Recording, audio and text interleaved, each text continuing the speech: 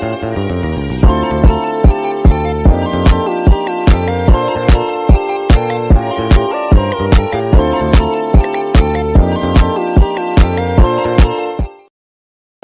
warahmatullahi wabarakatuh. Perkenalkan, nama saya Ruren Pratwa Asgia.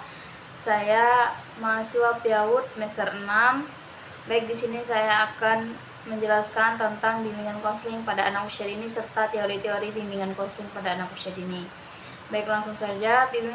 Bimbingan adalah proses pemberian bantuan yang dilakukan oleh orang yang ahli kepada seorang atau beberapa orang individu, baik anak-anak, remaja, maupun dewasa, agar orang-orang yang dibimbing dapat mengembangkan kemampuan dirinya sendiri dan mandiri dengan memanfaatkan kekuatan individu dan sarana yang ada pada perkembangan berdasarkan norma-norma yang berlaku.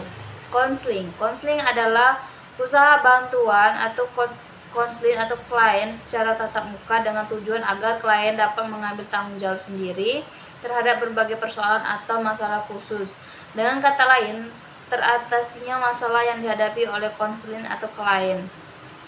Pengertian bimbingan konseling adalah pelayanan bantuan untuk peserta didik, baik individu, kelompok, agar mereka mandiri dan berkembang secara optimal dalam hubungan pribadi, sosial, belajar, karir, melalui berbagai jenis layanan dan kegiatan pendukung atas norma-norma yang berlaku. Dengan demikian, setiap bimbingan itu pasti konseling dan setiap konseling belum tentu bimbingan. Bimbingan konseling adalah proses membantu individu terutama siswa dalam mengembangkan kemampuan dan mengatasi masalah yang dihadapi dalam bidang akademis, sosial, dan pribadi. Tujuan adalah untuk meningkatkan kesadaran diri, mengembangkan keterampilan hidup, dan mencapai potensi semaksimal mungkin.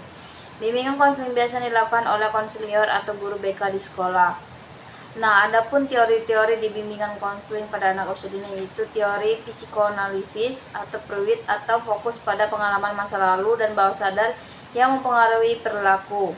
Yang kedua itu ada teori behaviorisme, itu fokus pada perilaku yang dapat diobservasi dan diubah melalui pengkondisiannya. Yang ketiga yaitu ada teori humanistik, yaitu fokus pada pertumbuhan pribadi, kesadaran diri, dan aktualisasi diri. Yang keempat ada teori kognitif. Teori kognitif fokus pada perubahan pola pikir, perilaku, dan melalui restorasi kognitif. Yang kelima ada teori perkembangan atau fokus pada tahapan perkembangan manusia dan tugas-tugas perkembangannya. Di setiap teori memiliki pendekatan dan strategi yang berbeda dalam membantu individu mengatasi masalah dan mencapai tujuannya. Tujuan bimbingan konseling bagi anak usia dini itu bimbingan konseling juga membantu tercapainya segala aspek-aspek pertumbuhan perkembangan bagi anak, baik aspek akademik, bakat dan minat emosional, sosial, dan teman-teman, penyesuaian diri di lingkungan baru, menemukan jati diri dan sebagainya. Tentunya akan lebih baik jika proses pelaksanaan diarahkan sejak dini agar tercapai segala aspek-aspek pertumbuhan dan perkembangan anak semaksimal. Baiklah, itu penjelasan materi dari saya. Di sini saya akan menunjukkan suatu video yaitu berupa permasalahan pada anak usia dini. Rasya merupakan anak usia dini yang tergabung dalam kelompok B 3B Tunas Mekar. Sejak masih duduk di kelas A, Rasya sudah menunjukkan perilaku yang menonjol. Rasya memiliki kebiasaan berbicara keras dan tidak dapat mengontrol emosinya.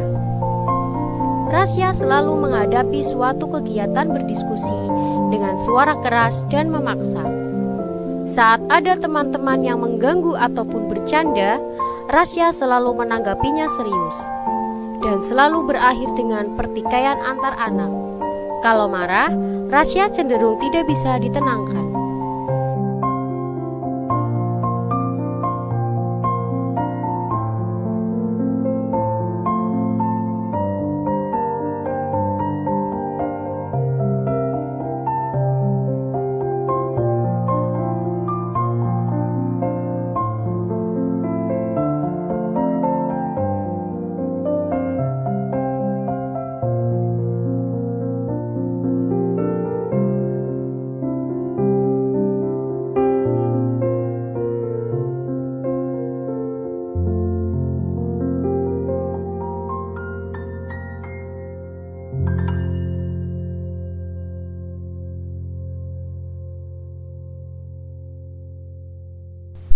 Banyak aktivitas yang dapat dilakukan oleh guru sebagai upaya pembimbingan dan konseling terhadap peserta didik.